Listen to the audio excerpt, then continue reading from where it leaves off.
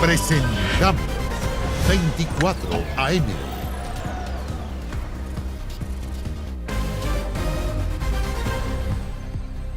Bienvenida a 24 AM en este día martes, semana corta, ya lo decíamos, y con buenas temperaturas para hoy nuevamente. Debería Casi 30. estar, sí, debería estar muy similar a ayer, incluso un poquitito más. Hacía calor ayer en la tarde. Sí, sí. No, con esta oscilación. Muy, pero muy cambiante. Vamos a revisar las principales informaciones en 24 AM.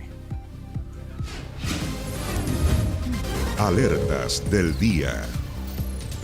La ministra en visita, Romy Rutherford, decretó el procesamiento y detención del general de ejército Alejandro Villagra Ramírez, general activo, ¿ah? Sí, 2 eventuales delitos de fraude al fisco provocaron la decisión de la magistrada que investiga la arista llamada Empresas de Turismo, una indagatoria que busca establecer eventuales irregularidades en las comisiones de servicio que recibieron uniformados cuando fueron destinados al extranjero. Sí, Villagra es el primer general activo de nuevo alto mando procesado y detenido por el denominado fraude en el ejército. Bien, y atención con esto que sigue, es de total interés. La deuda por pensión alimenticia total asciende a 180.000 millones de pesos. Sí, escuche bien, cerca de 70.000 niños no reciben el dinero que por ley les corresponde. Hoy en Chile, el 60% de los demandados no paga la pensión alimenticia, más de 300 cumplen arresto nocturno y para obligar el pago hay proyectos de ley que duermen hace años en el Congreso. Es por esto que el senador de Evópoli, Felipe Kast, propuso crear un DICOM de los deudores de pensiones de alimentos. Si bien se ha instaurado la retención de impuestos, muchos buscan las formas de evadir este pago. Si este DICOM les impediría optar a préstamos y subsidios, esa es una de las ideas que se discutirá en el Congreso, pero también en la Cámara de Diputados, la Comisión de Familia, se está discutiendo una medida similar. Vamos a estar más adelante hablando de esta situación que es vergonzosa, el no pago de compromisos tan importantes con muchos niños. Bien, y seguimos también monitoreando lo que ha ocurrido en el exterior, particularmente en Francia, con este incendio que destruyó gran parte de la Catedral de Notre Dame. Sí, saludamos de inmediato a Ignacio Martirene, quien ha estado siguiendo desde ayer cuando ocurrió esta tragedia. Los detalles de un desastre, Ignacio, que bueno, ha conmovido al mundo y que pone un tremendo desafío, que es la reconstrucción de este ícono, ¿no? Sí, tal cual. Buen día, Gonzalo. ¿Cómo estás, Carla, Ignacio? reconstrucción a la cual se comprometió anoche el presidente francés Emmanuel Macron tras concurrir a la Catedral de Notre Dame y presenciar las tareas que estaban realizando más de 800 bomberos que trabajaron por más de 10 horas en ese lugar para extinguir las llamas, que según se ha confirmado esta mañana por parte del portavoz de los bomberos de París, el fuego ha sido completamente extinguido allí en la Catedral de Notre Dame. Se salvó la estructura principal y las 2 torres centrales. Estamos repasando la imagen de uno de los momentos más terribles, cuando se desploma completamente la aguja de la catedral, de este icónico monumento, no solo para los franceses, sino para toda Europa y para todo el mundo, y no solo para la comunidad católica, sino para todas las personas, porque forma parte del acervo cultural francés, de la historia de ese país, un monumento con más de 800 años, que fue construido en 200 años entre los siglos XII y XIV, y que bueno, llegó a esta situación en el día lunes, cuando se desató este incendio cuyas causas aún no han sido establecidas. Comenzó una investigación. Hoy además va a haber una reunión con expertos, con arquitectos, según lo anunció el secretario de Estado de Interior, Laurent Núñez, para evaluar las posibilidades de la reconstrucción. Y además, bueno, se va a ver realmente cómo ha quedado la estructura, que es de piedra, y por eso se prevé que se haya resistido toda esta situación y se haya sostenido pese al intenso calor que Esto provocó pudo el ser fuego. peor, porque uno tiende a pensar que, claro, bueno, la inmensa cantidad de material que se quemó es porque buena parte de esta infraestructura era de madera, Claro. de viejos Gran parte del vigas techo. de roble, toda la techumbre, las cerchas también, todo lo que es la construcción de techo, no la parte más alta. Pero la piedra también queda dañada con los incendios. Entonces ahora tendrán que estudiar cuánto daño hay para reiniciar la construcción. Y ayer llamaba mucho la atención, daba la impresión de que esto se quemaba y nadie hacía nada.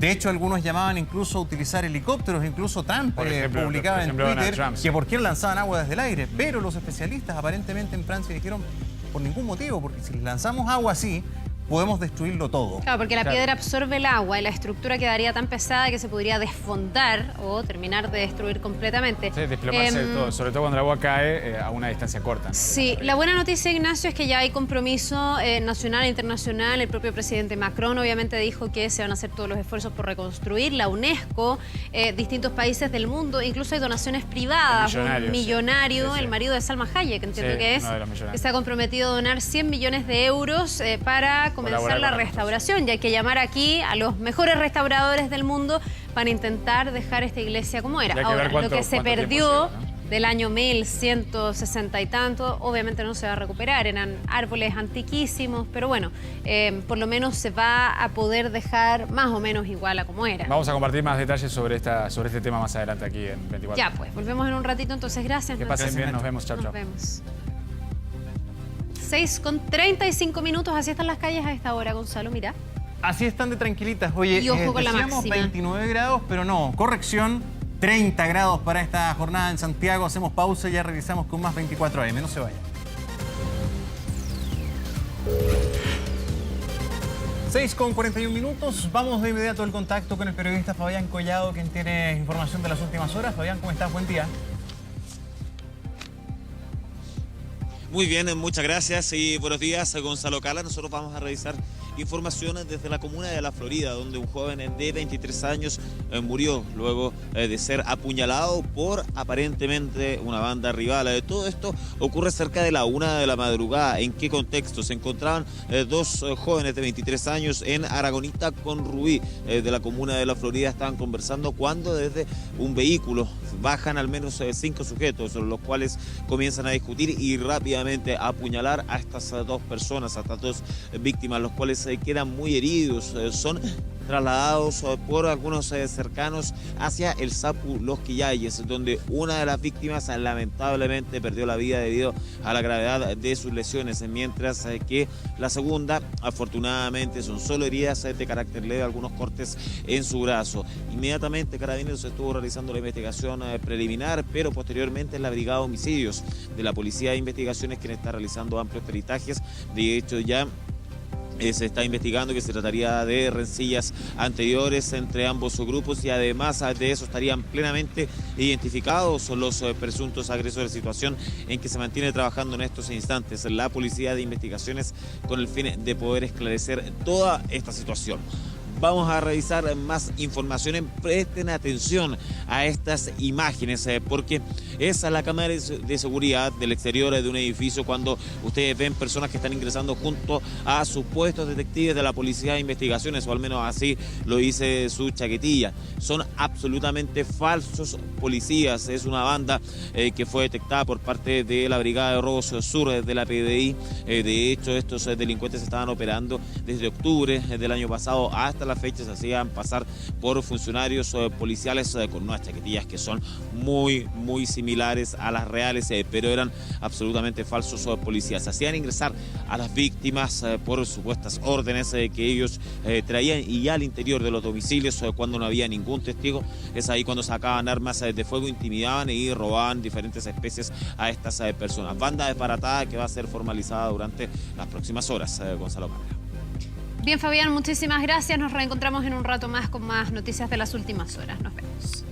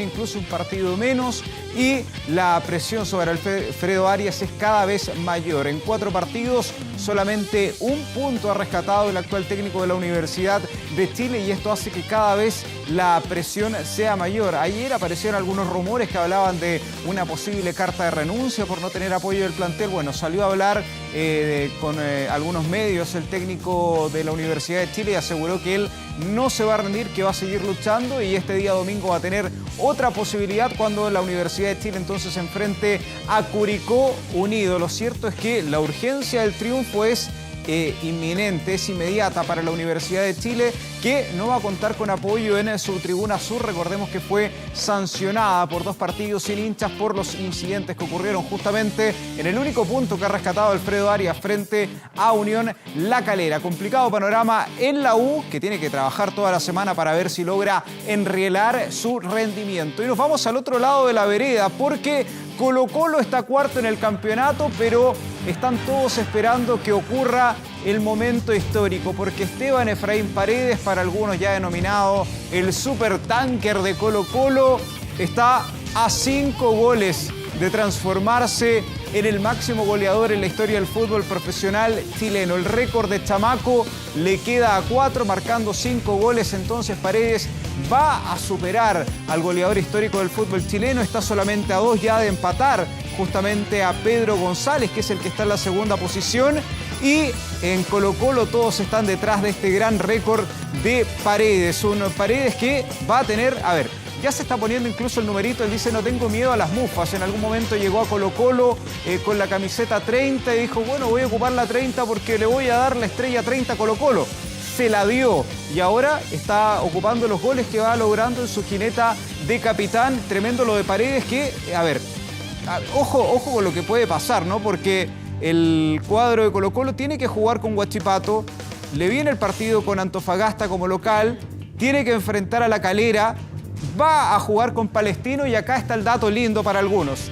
Si Paredes marca un gol por partido, el récord lo alcanzaría nada más y nada menos que contra la Universidad de Chile. Un poquito de morbo le aplica al campeonato esta posibilidad de Paredes. Escuchemos declaraciones, ¿les parece? Porque en el Monumental, más que pelear por la Sudamericana, más que pelear el campeonato, todos están esperando que Paredes entre en la historia del fútbol chileno. Al Esteban lo felicité, es mi amigo, siempre lo he dicho, y contento por él, pero también contento porque se ganó, y obviamente que en casa tenemos que ganar todos los puntos, todos los partidos para lograr lo que queremos. Lo primero con el rendimiento de Esteban es lo bien que juega, la verdad. Hoy día tiene un buen partido en todo ámbito, y ojalá pueda lograr batir el récord. Son cracks esos pibes, loco. Es crack el pibe, de verdad que me saco el sombrero.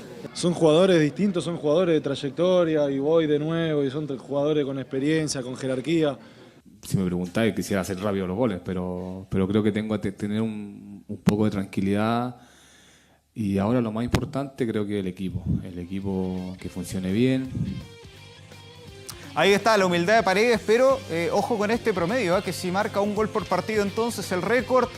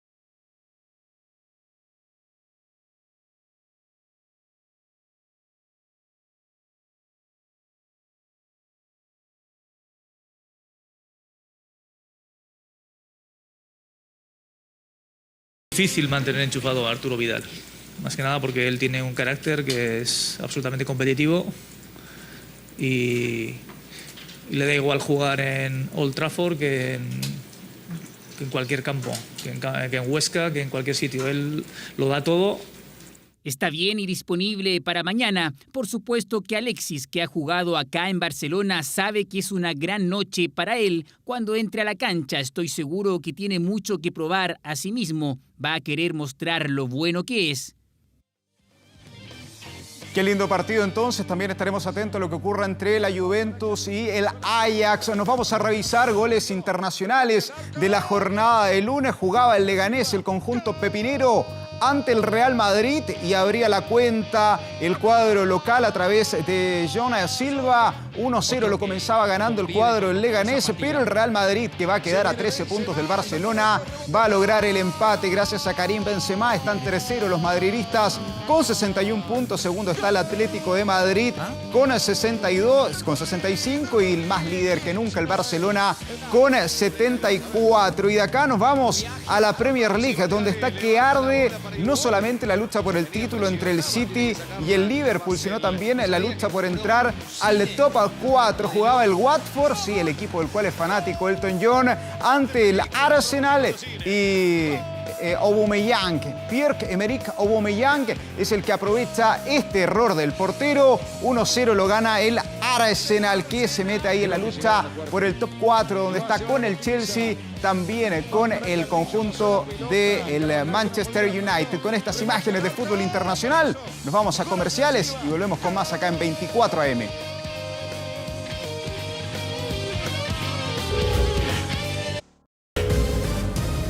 Prueba tu Kia en el evento Hands-on Kia On Tour en Mall Plaza Oeste, este sábado 13 y domingo 14 de abril. Más en kia.cl.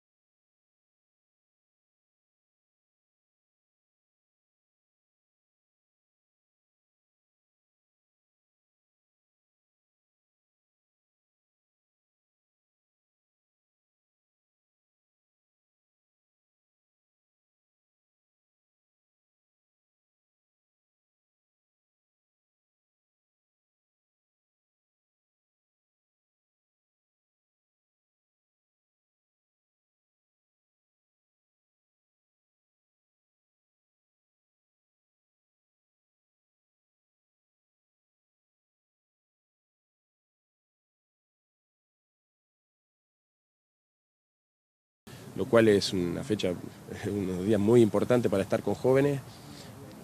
Yo creo que el tema fundamental del entrenador a estas edades, para estas edades, es administrar emociones. Entonces, un entrenador en esto, aparte de todo lo técnico y táctico y físico, es saber administrar las emociones que siempre oscilan mucho en los jóvenes. Y ahora vamos de la selección chilena infantil, también de la adulta, nos vamos con la capitana de la selección chilena femenina, porque Christiane Endler fue elegida la mejor arquera de la Liga Francesa en la temporada 2018-2019, confirmando así su gran presente en el fútbol europeo. La noticia fue destacada en las redes sociales del Paris Saint-Germain, elenco desde que milita, en el que milita la chilena desde el año 2017. Una excelente noticia para nuestro deporte y también para Christiane Endler, que ya piensa en el Mundial Femenino de la disciplina que se va a jugar justamente en Francia en el mes de junio. Tremendo, ella llegó a competir con una gran arquera alemana, le ha ganado el puesto, ha tenido cada vez más minutos y se queda entonces con este maravilloso premio, nuestra capitana, así con todas las letras.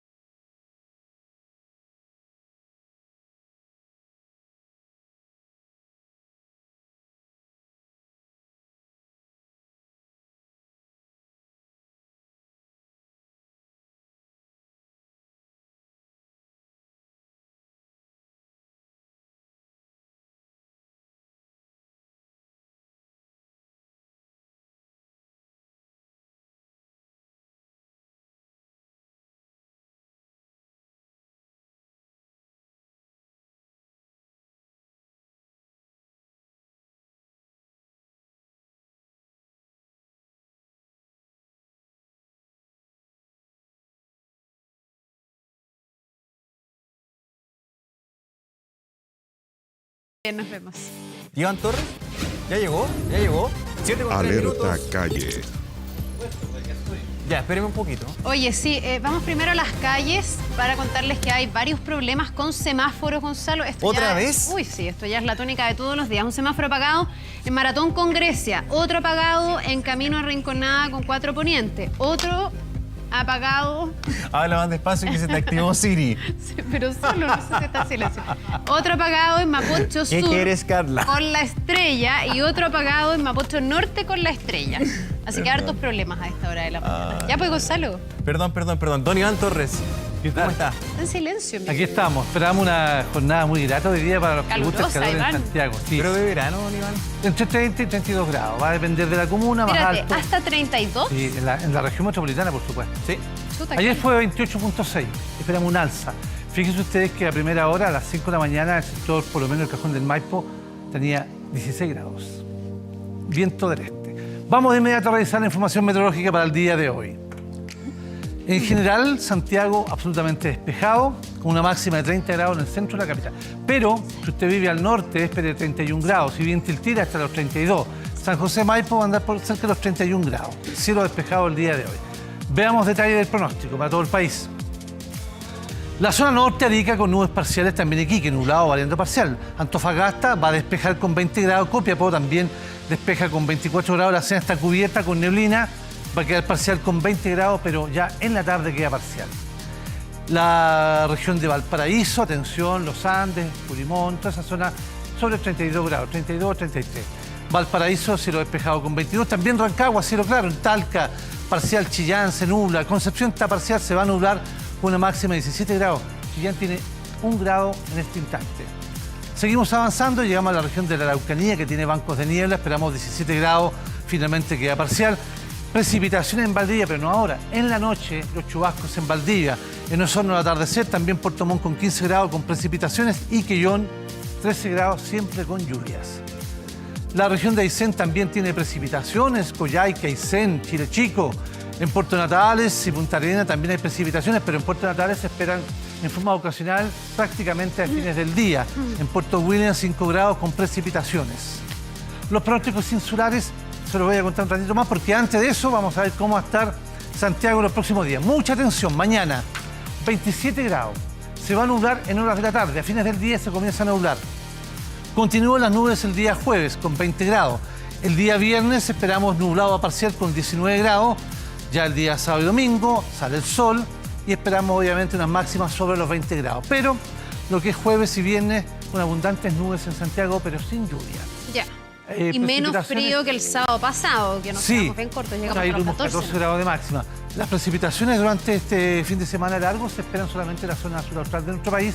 Sí van a haber lloviznas, probablemente en Constitución, en el Biobío, en Ñuble, por el borde costero durante la mañana del jueves y también del viernes. Ya pues, Iván, muchísimas gracias. Gracias, Iván. Nos Buenos días. vemos. Buen día.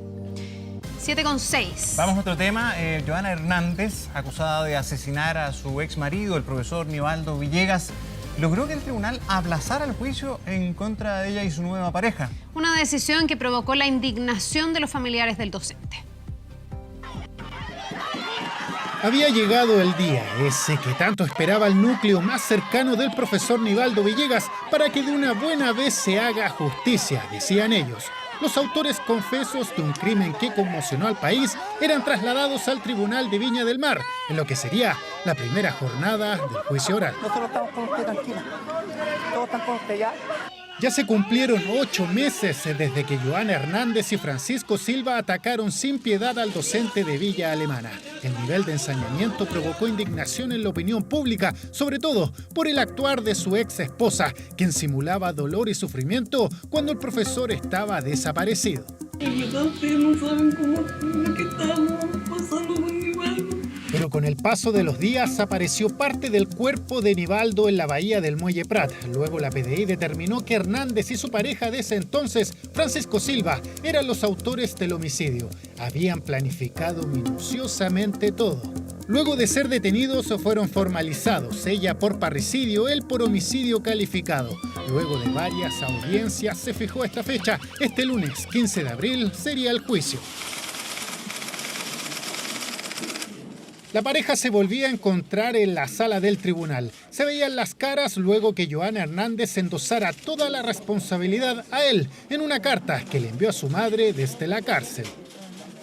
Mamita, te lo juro por Dios que yo no hice todas esas barbaridades que se hablan en televisión. Y lo poco que hice fue porque estaba manipulada y amenazada por Francisco. A las 14 horas estaba todo listo para comenzar. Sin embargo, hubo algo que provocó sorpresa. Hernández cambió de abogado. Dejó el patrocinio de defensor público y contrató uno particular. Este último pidió aplazar el juicio. Este tribunal pueda dar una nueva fecha y hora con el objeto de que esta defensa pueda tener conocimiento de cada uno de los antecedentes que se van a ventilar en este proceso. La magistrado acogió la solicitud de la defensa. El juicio se aplazó hasta el próximo lunes. Dilatar. Y esto, ustedes lo oyeron, o sea, este abogado llegó indicando que desconocía la causa, es imposible. No me toques. ¡Déjala sola! ¡Déjala sola! ¡Ella es una criminal! ¡Una asesina! 24 horas se comunicó con la madre de Joana Hernández. Esta fue su respuesta. No tengo idea de dónde salió ese abogado, porque ni yo sabía, porque yo a la Joana no la fui a ver el domingo porque yo estaba enferma. Y eso el legislador lo dejó con un vacío. Podría haberlo perfectamente también previsto en el sentido de que no se hagan cambios a esta altura del año, bajo estas circunstancias, para no permitir lo que hoy día hemos visto. Se espera que el juicio dure 17 días. Cerca de 50 testigos se entregarán su versión. Francisco Silva arriesga 20 años de cárcel, mientras que Joana Hernández, 40. 7:09. Ayer en Santiago, el Grupo de Lima, que analizó la crisis política, económica y social por la que atraviesa Venezuela, nuevamente concluyó, ¿verdad?, un trabajo y envió mensajes, ¿no?, objetivos de los cancilleres de los países que agrupan esta organización. Sí, pues se analizó el posible ingreso de ayuda humanitaria, hubo también un rechazo total a cualquier tipo de intervención militar. Queremos conversar, profundizar en este tema. Nos acompaña para eso aquí en el estudio el ministro de Relaciones Exteriores, Roberto Ampuero. Muchísimas gracias por estar con nosotros y bienvenido, ministro. Muy buenos días, Carla. Buenos días, Gonzalo. Gracias por la invitación. ¿Cuál es la importancia de lo que se concluye ayer pensando en la fase en la que estamos? Hace rato que el Grupo de Lima viene presionando, y no solo el Grupo de Lima, otros países en el mundo y otros grupos en el mundo también, reconociendo a Juan Guaidó, poniendo presión sobre Nicolás Maduro, pero muchos dirán, ¿de qué ha servido? ¿De qué sirve la declaración y los 17 puntos de ayer? Bueno, sirve desde luego mucho, y el hecho de que estemos conversando sobre la dictadura de Nicolás Maduro ahora en este programa así lo indica, y esto ha sido una gestión enorme del Grupo de Lima, que ha colocado desde un inicio el tema sobre la mesa a nivel internacional. Ahora, lo que es cierto es que en Venezuela ha ido empeorando todo, también el aspecto político, el aspecto económico, el aspecto financiero y el aspecto humanitario, con un impacto fortísimo en todo lo que es nuestra región. Recuerden que son 3,5 millones de venezolanos que están en América Latina buscando un hogar o ya lo han encontrado en forma provisoria. Y al mismo tiempo, junto con esta situación que en alimentaria es gravísima, en medicina también es tremenda, está lo otro. Está que hay un hostigamiento creciente en contra de la figura del presidente encargado, Juan Guaidó, y de sus asesores. Entonces, el Grupo de Lima ha puesto también en el centro esta preocupación y ha hecho responsable a Nicolás Maduro por lo que le ocurra al presidente Guaidó o a sus asesores. Ahora, también es importante señalar lo siguiente. Acá, en la declaración nuestra, quedó de manifiesto algo que Chile propuso hace un par de semanas, y es que pudiéramos explorar los espacios de convergencia con otros actores de la política internacional que también están interesados en restablecer la democracia. ¿Quiénes son esos otros actores? Porque inmediatamente uno piensa en la alta comisionada de Derechos Humanos, que ha dicho que va a ir a Venezuela. No sé si se puede articular algún tipo de diálogo en ese sentido, o cuáles son las expectativas que tienen ustedes con esa visita que se debería concretar en alguna fecha próxima. Mire, nosotros estamos pensando fundamentalmente en estos momentos, como Grupo de Lima, en la Unión Europea, el Grupo de Contacto. El Grupo de Contacto, donde están, entre otros países, Ecuador, Uruguay, Costa Rica y Bolivia. Y CARICOM, los países del Caribe. Es importante que, como Grupo de Lima, nos acerquemos a ellos, nos contactemos más con ellos, tengamos una información mucho más fluida de lo que está ocurriendo para coordinarnos bien. ¿Canciller? Sí. A mí, no sé, puedo estar equivocado, pero también lo recoge uno de los puntos de la declaración de ayer, que es un mensaje no solamente a Naciones Unidas, que ya en parte lo planteaba Carla en su pregunta, sino que también a países que son extremadamente relevantes y que son miembros de Naciones Unidas. La pregunta es, ¿qué posibilidades hay que Naciones Unidas encarne una solución real cuando miembros relevantes como Rusia, como China, como Turquía, siguen financiando, siguen apoyando al régimen chavista, con armas, con su economía, con soporte económico? Entonces, no es un poco chocar contra un muro, porque claro, el Grupo de Lima puede tener las mejores intenciones de seguir denunciando esto, pero si miembros de la ONU no están de acuerdo, es más, apoyan el régimen, que se saca. Sí. Mire, en este sentido quisiera decir lo siguiente. El Grupo de Lima tiene como objetivo el restablecimiento de la democracia en Venezuela a través de medios que son pacíficos, que son políticos, sin intervención extranjera. Y en este sentido nuestros esfuerzos pueden ser solamente, desde luego, los políticos diplomáticos. Y en este sentido es que el Grupo de Lima elabora esta declaración y en uno de sus puntos llama a los países grandes, importantes en el concierto mundial, que respaldan a la dictadura de Nicolás Maduro, lo llamamos a hacer una reflexión sobre esto por el impacto que está creando no solamente en Venezuela, sino que en toda la región. Fíjese que aquí hay una preocupación de la región de América del Sur, porque son los países que, ya lo de Venezuela es terrible, pero también están los otros países que están siendo afectados por la crisis. Fíjese, Colombia tiene 1,5 millones de migrantes venezolanos. Ecuador tiene alrededor de 500.000 a 600.000. Perú, 700.000. Chile, 300.000, y esta cifra sigue aumentando. En la actualidad, como decía, hay 3,5 millones de venezolanos en la América del Sur buscando dónde vivir o ya encontraron provisoriamente un hogar, y fíjese que si esto sigue así durante este año, llegaremos a 5 millones. Eso tiene un impacto migratorio también en todos los países de la región. Ministro. Por lo tanto, disculpe, una idea para terminar. Esto también tiene un impacto tremendo en nuestros países y afecta la convivencia, su estabilidad, asuntos políticos. Es muy delicada esta crisis. Aquí hay más migrantes, más refugiados que en Siria, donde hubo una guerra. Aquí no ha habido guerra, en Venezuela no ha habido guerra. Y tenemos una cantidad mayor de migrantes desesperados que en esa zona del mundo. Ministro, pero usted hace un llamado a la reflexión, el mismo llamado que se le ha hecho el propio Nicolás Maduro, a los países que están dentro de la ONU y que están apoyando a ese régimen. Y aquí, desde afuera, al menos lo que uno ve es que hay una especie de política de oídos sordos, de no escuchar y de incluso prepararse, tener más presencia militar de esos países que apoyan a Nicolás Maduro. ¿Hay algo en concreto que pueda ocurrir en los próximos días, en los próximos meses, que abra esperanzas reales para los venezolanos que a lo mejor nos están viendo hasta ahora también y que tienen este grado de impotencia, de ver los esfuerzos que se han hecho desde los llamados, desde el combinar al diálogo, pero que también se encuentran con un Nicolás Maduro que sigue teniendo el poder total, que sigue disponiendo de las Fuerzas Armadas, que sigue incrementando y profundizando esa crisis humanitaria, social, política? Así es. Mire, nosotros lo que hacemos en términos precisos en esta declaración es exhortar a estos países tan importantes en el concierto mundial a que cesen el apoyo a la dictadura de Nicolás Maduro, porque eso, además de ser tremendamente injusto y dañino para el pueblo venezolano, afecta también la relación de ellos y la imagen de ellos en América del Sur. Se están hablando acá muchos países. Ahora, esos son países que han invertido mucho en Venezuela como para perder estratégicamente la influencia que tienen a través de esos Eso países. también va a ser parte de la agenda del presidente Sebastián Piñera. Va a China. Sí, Yo sé que fundamentalmente ahí hay temas económicos fundamentales. Nuestra relación con China es tremendamente importante en términos de la economía. Pero el presidente le va a plantear a Xi Jinping, oiga, ¿qué es lo que está pasando en Venezuela?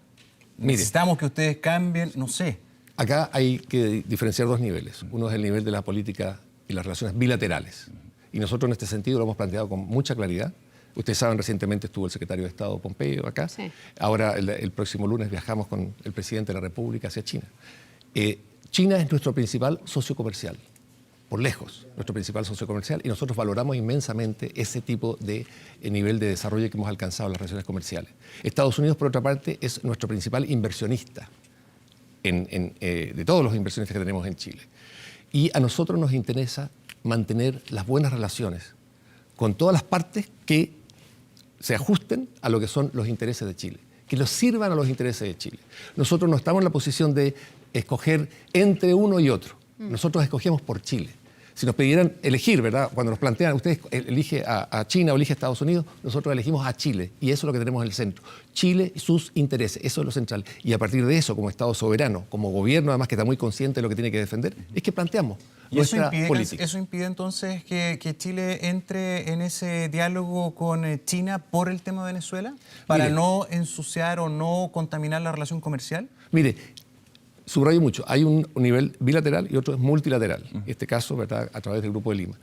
Pero quiero decirle algo también con respecto a esto. Los países que se entienden bien hablan, desde luego, de todos los temas, en el tono que consideran adecuado y en el marco en que lo consideran adecuado. Y en ese sentido, lo que sí es claro para el presidente Piñera, y lo subraya permanentemente, es que él representa los intereses de Chile. Eso lo orienta, eso es su deber constitucional y así lo hace. Va a hablar siempre en nombre de los intereses superiores de nuestro país. Ministro Ampuero, muchísimas gracias por habernos acompañado.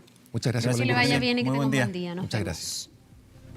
7:18. Sí, vamos al contacto con el periodista Fabián Collado, que tiene información a esta hora. Fabián, buen día. Muy buenos días, nuevamente Gonzalo Carla. Vamos a revisar esta información desde la comuna de La Florida, donde lamentablemente un joven de 23 años perdió la vida, fue apuñalado. Todo esto ocurre cerca de la 1 de la madrugada en calle Aragonita con Rubí. Es en ese lugar donde estaban dos jóvenes de 23 años compartiendo, estaban conversando, cuando llega desde un vehículo, se bajan un grupo de al menos 5 sujetos, los cuales comienzan a pelear con las víctimas y posteriormente las apuñalan en diferentes partes del cuerpo para dejarlas heridas y darse a la fuga. Ahí inmediatamente algunos cercanos trasladaron a los dos afectados hasta el SAPU Los Quillayes, donde lamentablemente se constató la muerte de uno, mientras que la segunda víctima tenía algunas heridas, algunos cortes en su brazo. Por eso es que la investigación se basó en el relato de esta persona, quien fue testigo presencial presencial y víctima también de toda esta situación, el cual identificó a sus agresores. Según los peritajes preliminares que ha realizado la Policía de Investigaciones, la Brigada de Homicidios se trataría de un ajuste de cuenta por rencillas anteriores. Vamos a revisar algunas declaraciones. 2 personas ingresaron lesionadas al consultorio Los Quillayes, ya según información proporcionada por los médicos. Nos manifestaron que estas personas mantenían diversas heridas cortopunzantes. Estas personas fueron heridas por un tercero, ya en una riña ocasionada a una distancia prudente respecto al consultorio médico, siendo trasladados por un familiar de una de estas personas heridas. Lamentablemente, pese a los esfuerzos del personal médico, una de estas personas falleció. Les puedo manifestar también que son 2 personas adultas de 23 años. Cambiamos rápidamente de tema para revisar estas imágenes. Presten mucha atención, porque ustedes lo que están viendo no son policías, sino que son falsos sujetos, delincuentes, los cuales se hacen pasar por detectives de la PDI, pese a andar con chaquetillas, son absolutamente falso. De todo esto, ¿en qué contexto ocurre? Estos sujetos de manera inescrupulosa mandaban a hacer todas estas casacas con el fin de poder hacerse pasar por funcionarios de la PDI y posteriormente se presentaban como tal. De hecho, ingresaban a las víctimas hasta sus domicilios, donde ahí ya decían que eran antisociales, que eran delincuentes, que se trataba de un asalto para poder robar todas las especies de valor de estas personas y posteriormente darse a la fuga. A raíz de esto que la Brigada de Robo Sur de la PDI realizó toda una investigación. De hecho, durante las últimas horas detuvo a 7 delincuentes que estarían plenamente vinculados y ayudados de estas cámaras de seguridad, fueron puestos a disposición de la justicia. Revisemos algunos antecedentes. Bueno, en este caso son imitaciones bastante burdas de lo que es la vestimenta o los elementos corporativos de la institución. En este caso, los chalecos antibalas presentan una leyenda o la sigla PDI que está adherida al chaleco. Este chaleco no tiene ni una protección balística, además. La información que tenemos es que aproximadamente desde el mes de octubre estaban ejerciendo este tipo de hechos y, bueno, de esa oportunidad que se estaban realizando las diligencias por parte de la Policía de Investigaciones para poder dar con la autoridad de ellos en una serie de hechos de estas características. No tan solo las casaquillas, sino credenciales identificatorias, además placas tienen que portar detectives de la Policía de Investigaciones. Ante cualquier duda, si llega una persona haciéndose pasar por funcionario policial, inmediatamente llamar al 133 de Carabineros, al 134 de la PDI con el fin de poder denunciar esta situación, porque puede estar siendo víctima de un violento asalto como el que quedó al descubierto ahí durante las últimas horas por parte de los mismos funcionarios de la PDI, Gonzalo Carla. Bien, Fabián Collado, muchas gracias por la información. Muy buenos días.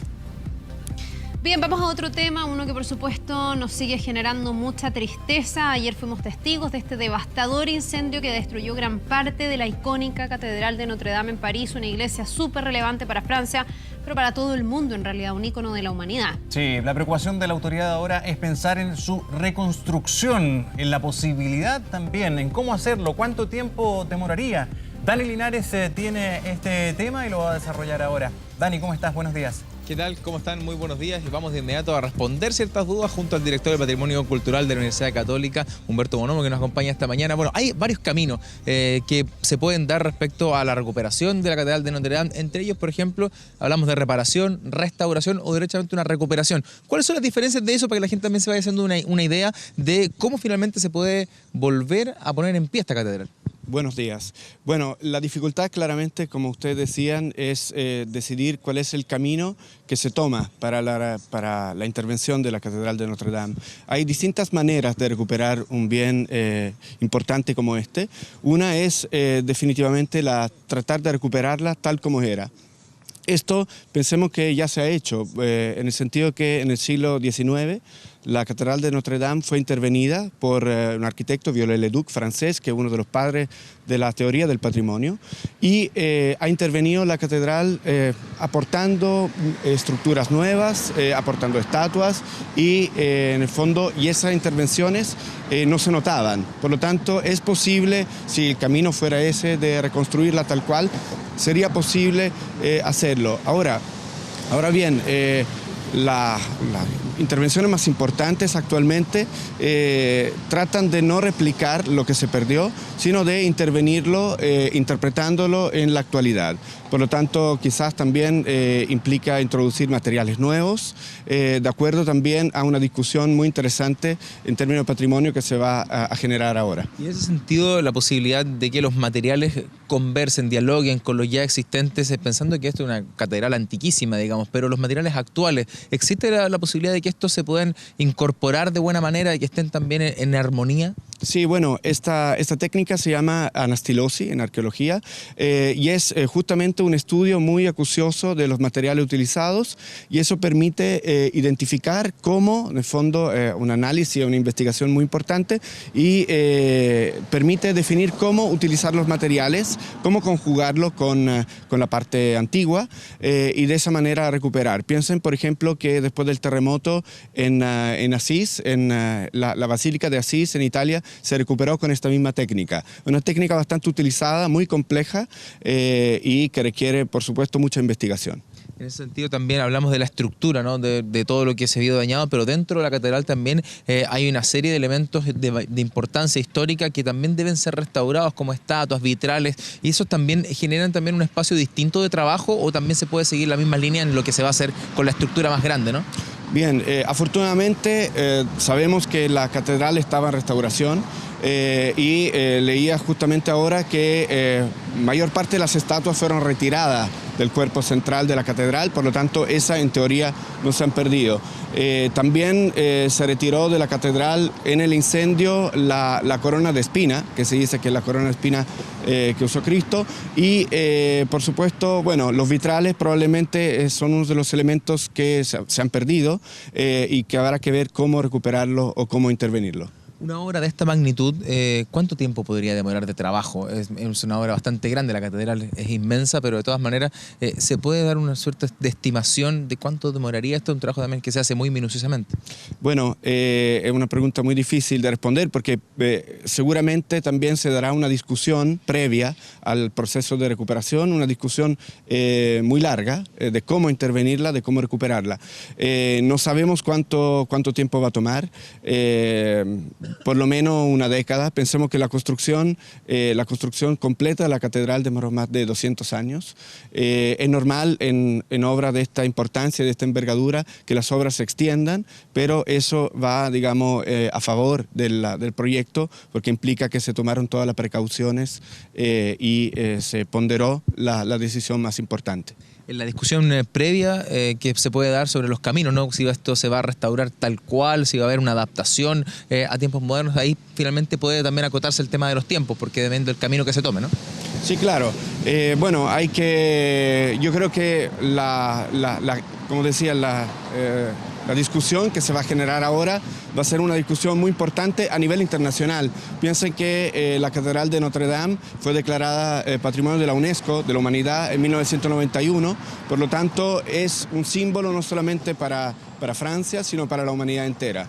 En el sentido de la posibilidad de que esto se haga lo más parecido al original, al menos el camino que la mayor cantidad de la gente podría esperar de esto debido al patrimonio cultural mundial que esto significa.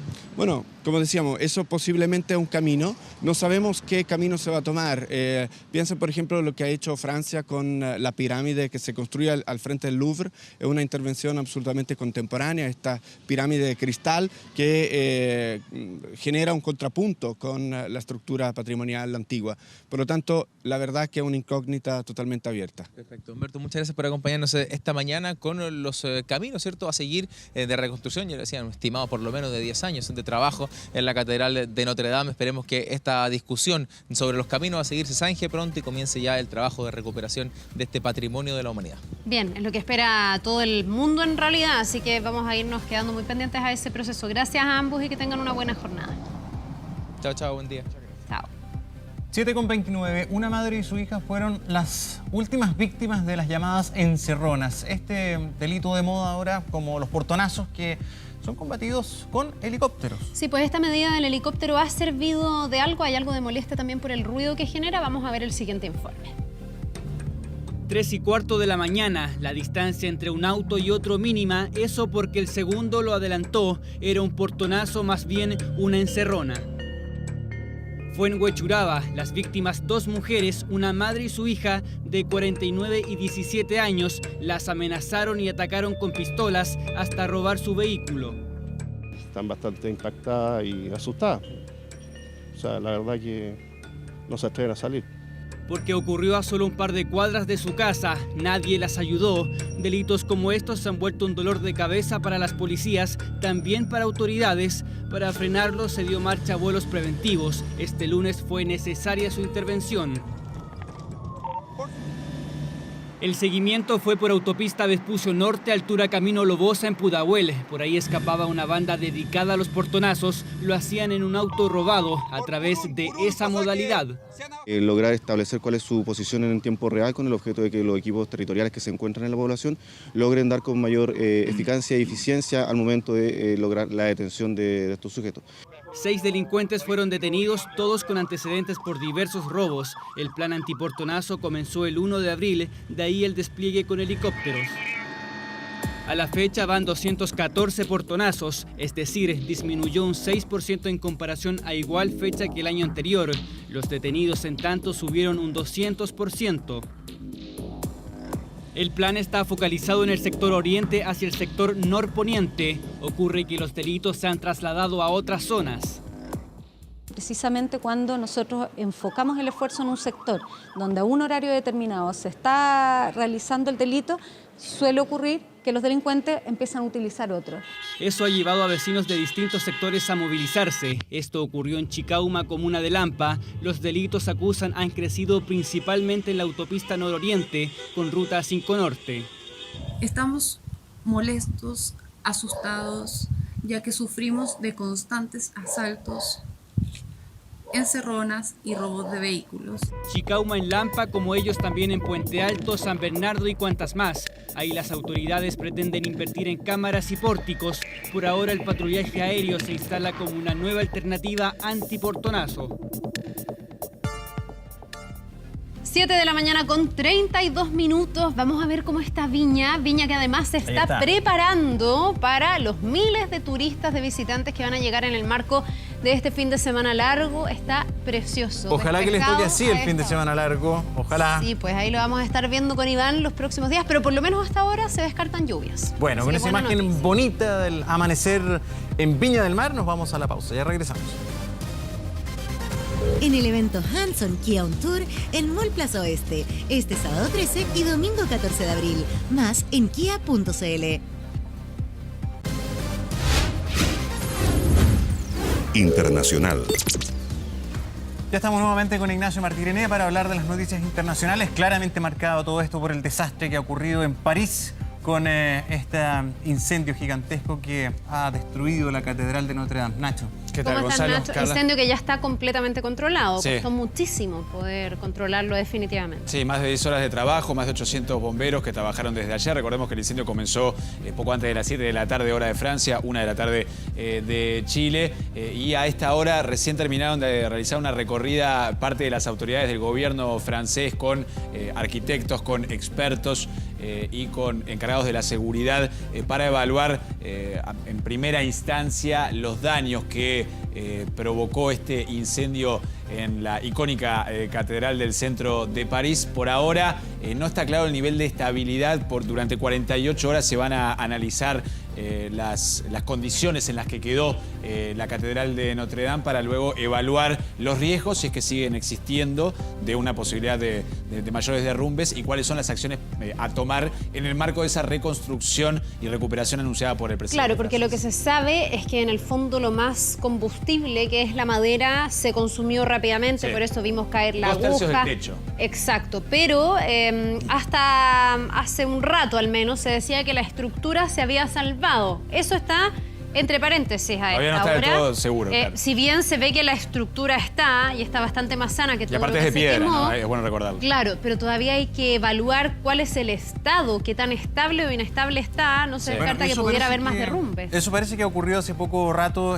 Han determinado que la bóveda de la catedral ha quedado bastante vulnerable. Sí, la bóveda quedó muy afectada. Hay una fotografía que muestra desde arriba, probablemente una imagen captada desde un edificio cercano o tal vez un dron, muestra el incendio. Ahí lo estamos viendo en pantalla. Se ve como una inmensa cruz ardiente. Sí, tremendo.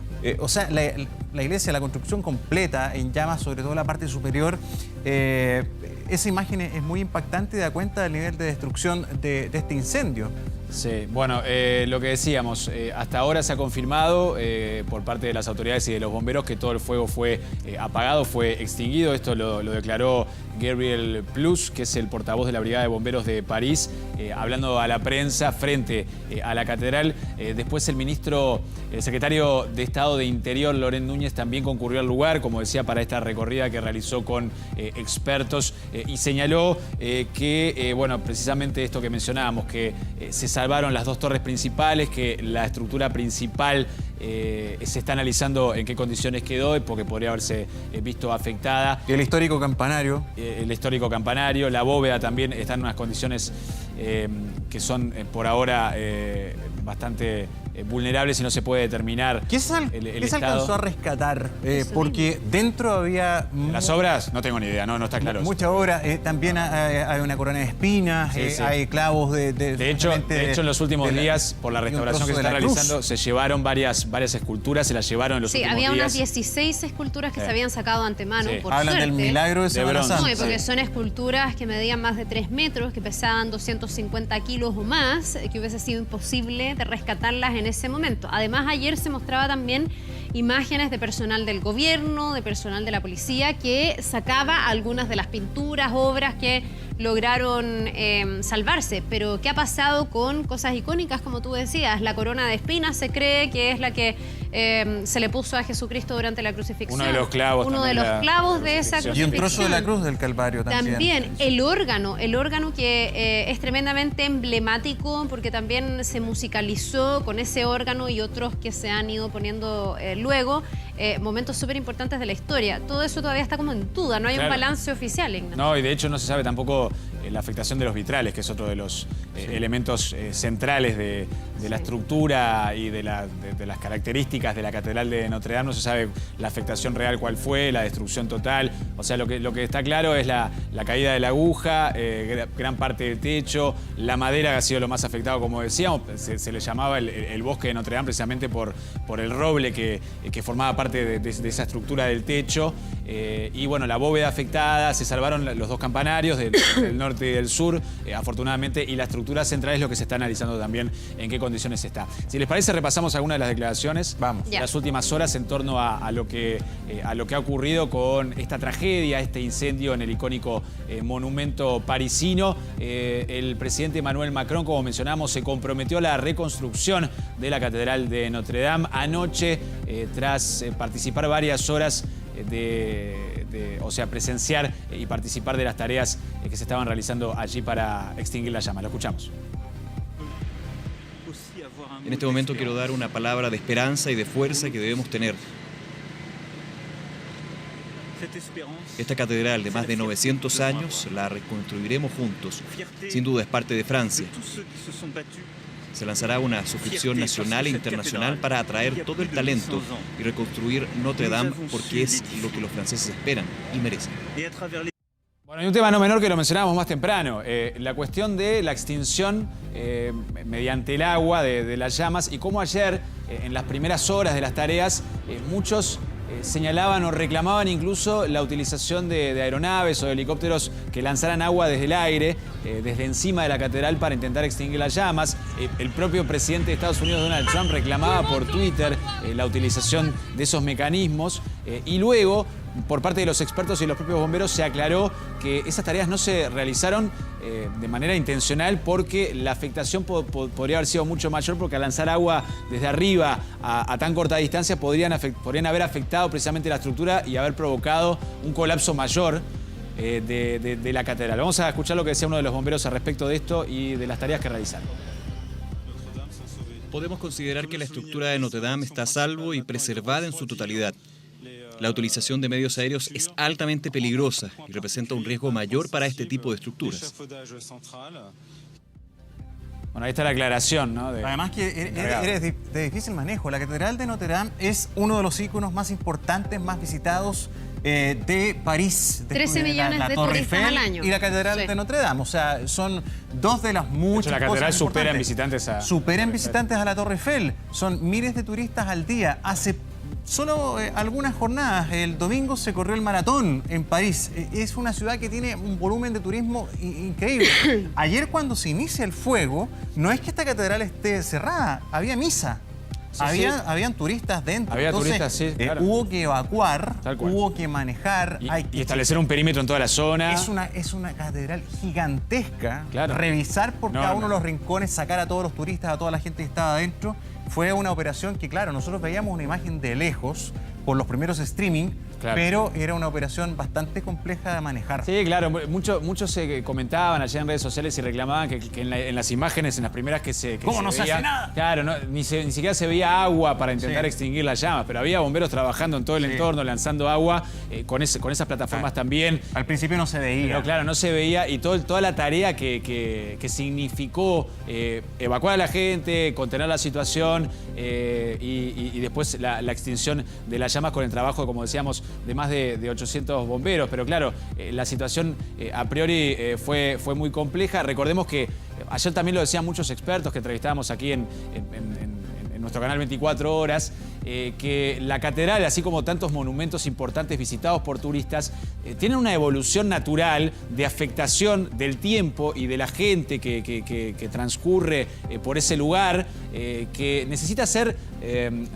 reparada constantemente. Claro. La catedral está constantemente en restauración, en mantención, en reparación. Ahora se estaban haciendo unas reparaciones importantes. Claro, de hecho la aguja que se cae, la aguja central, era una de las partes centrales que estaba siendo reparada. Ahí estamos repasando la imagen. Sí, Ignacio, era mucho andamio. Respecto de eso mismo, se dice que el origen, la causa de este incendio sería efectivamente esos trabajos y que de manera casual finalmente se termina con esta tragedia, con este siniestro. Eso está ya cerrado, hay una investigación en curso, incluso ha habido hasta una arista de aprovechamiento político para algunos o de otra mirada para aquellos que dicen a lo mejor esto fue intencional, a lo mejor no fue un accidente. ¿Qué tan chequeado es? No está claro todavía, no están claras las causas, se están investigando. De hecho, la Fiscalía de París anunció hoy que nada apunta a un acto voluntario y que las autoridades privilegian la pista accidental en este incendio. Ya. Por lo cual, ojalá. O sea, lo más probable es que haya sido un accidente a raíz de esos trabajos. Sí, bueno, claro, no se sabe tampoco cómo se puede haber provocado ese accidente, pero se trabaja con muchos elementos flamables, con solventes, bueno, realizando soldaduras, todo eso puede haber provocado con tanta madera, una chispa, claro, con tanta madera. Esto ha generado un impacto mundial. Si a nosotros nos conmueve, o ayer era desesperante ver cómo esto se quemaba, que pocos han tenido el privilegio a lo mejor de conocerlo, de estar ahí, pero de todas maneras a la distancia, de un otro modo, siempre hemos estado conscientes de que es parte de nuestra cultura de Occidente. Tal cual. Y no solamente es un ícono de la Iglesia Católica, es parte de la historia reciente, han sucedido cosas importantes, hitos para Napoleón o la santificación de... La beatificación de Juana de Arco, la autoproclamación como emperador de Napoleón Bonaparte. Exactamente, o sea, es imposible. Sobrevivió las 2 guerras mundiales. Pero es imposible ponerse en los pies de los franceses. No, sí, la verdad que no. No querían ni mirar. No, era terrible. Por eso también la desesperación de la gente al principio cuando veía que se incendiaba y las llamas se propagaban y no había manera de contenerlas. Eso genera, si a nosotros nos desesperaba ayer viéndolo en vivo e informándolo, a los franceses que estaban allí. Hablábamos con Fuensalida, un chileno que trabaja y vive allá, en vivo, en el momento del incendio. Era guía, ¿no? Guía turístico, estaba desesperado. La situación era muy chocante, muy conmovedora. Vamos a repasar a propósito de lo emocional que significó esto para los parisinos y para los franceses, las declaraciones de la alcaldesa de París. Es una tristeza inmensa, una prueba terrible, porque la catedral es un lugar no solo para los católicos de París y del mundo entero, sino un lugar que simboliza París, uno de los más visitados del mundo. Notre Dame es verdaderamente parte de la historia de nuestra ciudad.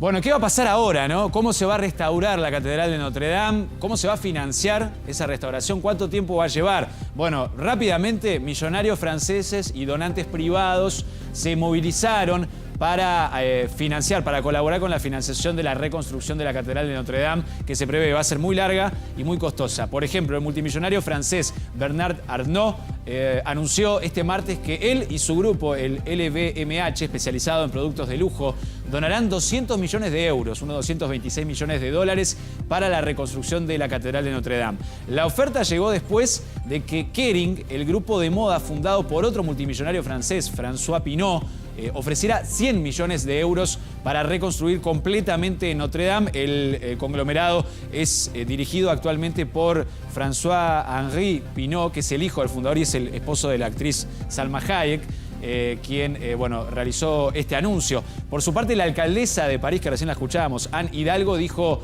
que la ciudad financiaría la reconstrucción con 50 millones de euros y propuso una conferencia internacional para coordinar donaciones y restaurar el edificio. La UNESCO, que tiene sede en París, prometió por su parte trabajar con Francia para restaurar la catedral, que recordemos está inscrita desde el año 1991 en la lista de la UNESCO como Patrimonio Mundial de la Humanidad, mientras que el Papa Francisco hizo un llamado hoy a la movilización de todos para que la catedral pueda volver a ser la joya arquitectónica de una memoria colectiva.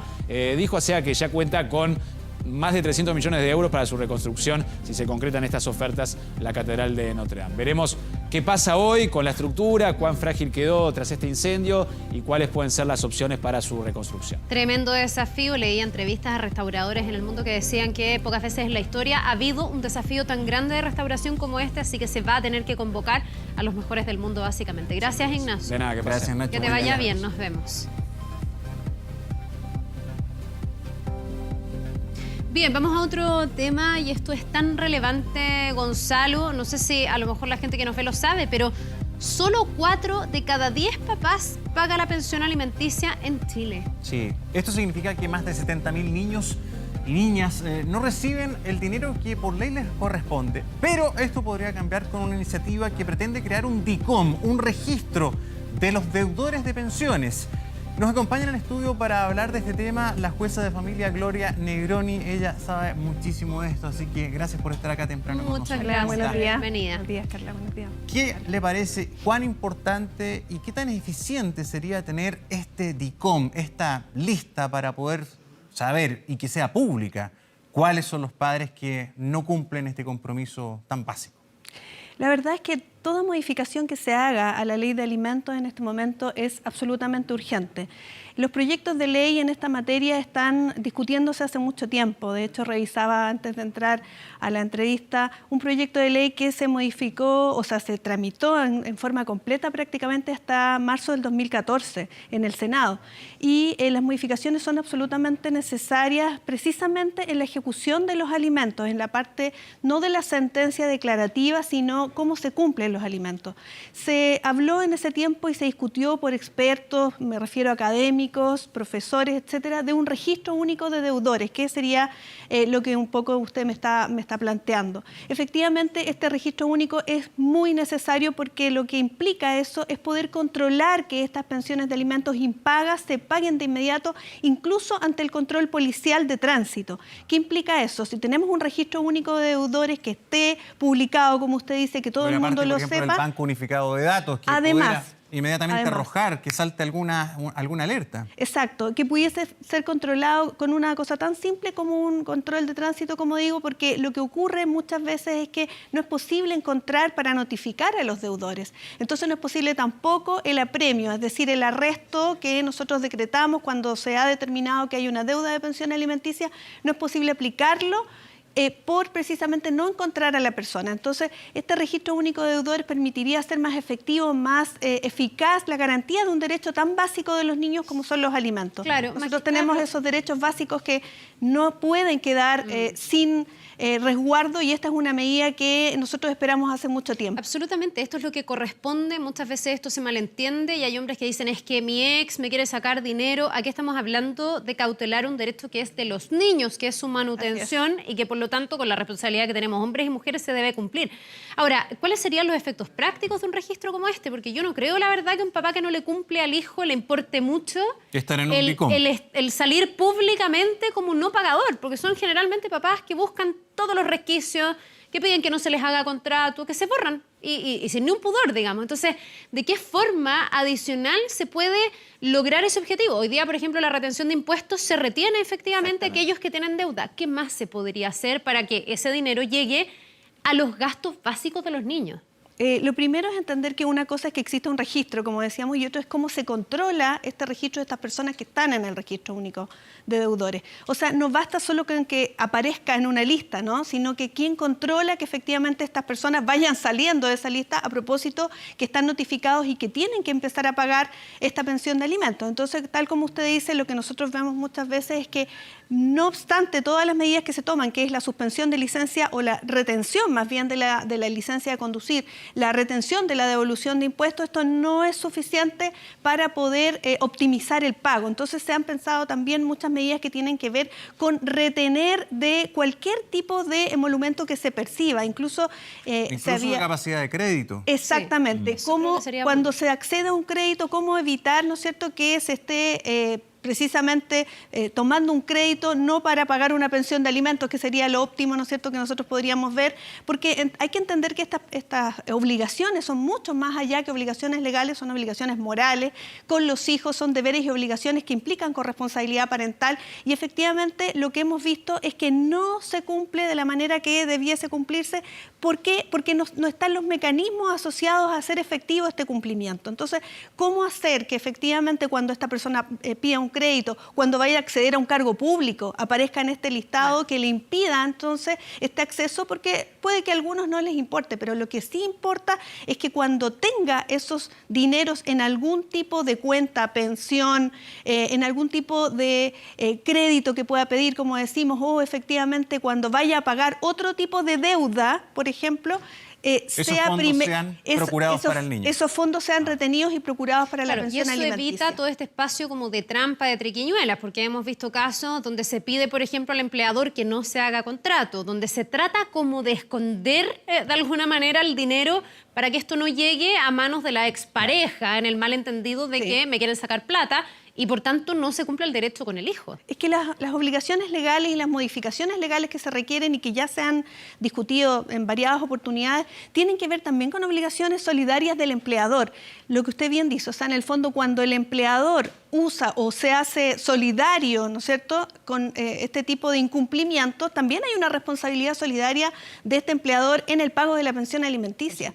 Porque la obligación del empleador es incluso retener esta cantidad cuando le voy a pagar un finiquito, por ejemplo. Eso ya está en la ley laboral. O sea, son modificaciones puntuales que hay que ajustar en las leyes laborales, en el Código Civil, en la ley de alimentos, precisamente para obtener el pago efectivo, y no solamente el pago a través de estos mecanismos, sino el procedimiento de ejecución. Hay normas procedimentales también que en su oportunidad se discutieron y que es muy importante que se lleven a cabo y se concreten en definitiva. Muchos proyectos de ley están en esta materia. Entiendo que hay un último proyecto de ley, unas iniciativas legales, y nosotros lo que esperamos como Poder Judicial para poder seguir cumpliendo nuestra misión, que en tribunales de familia es una misión que no para, ¿no es cierto? Desde hace 14 años que estamos en esta nueva judicatura, y efectivamente se han hecho muchas modificaciones tendientes precisamente a efectivizar y garantizar los derechos de los niños en todos los ámbitos. Sí, nos queda solo un minuto, muy breve. Falta mano dura, faltan sanciones más duras para,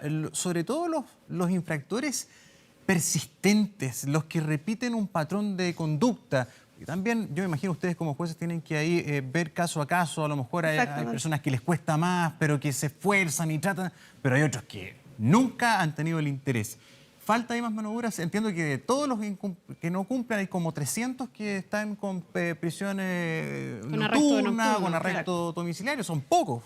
Sí, efectivamente lo que falta son modificaciones legales que permitan, como decía Carla, efectivizar el pago.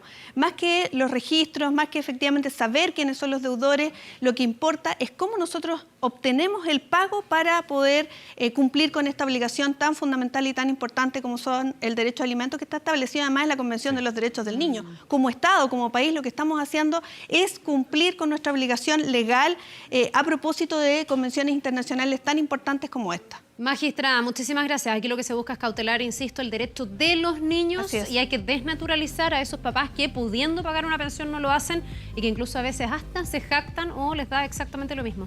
Muchísimas gracias. Gracias a ustedes. Que le vaya bien, que tenga un buen día. Igual.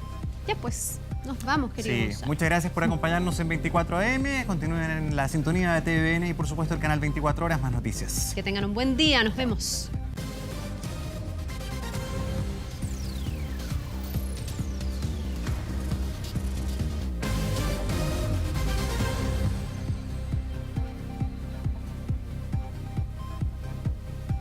Hemos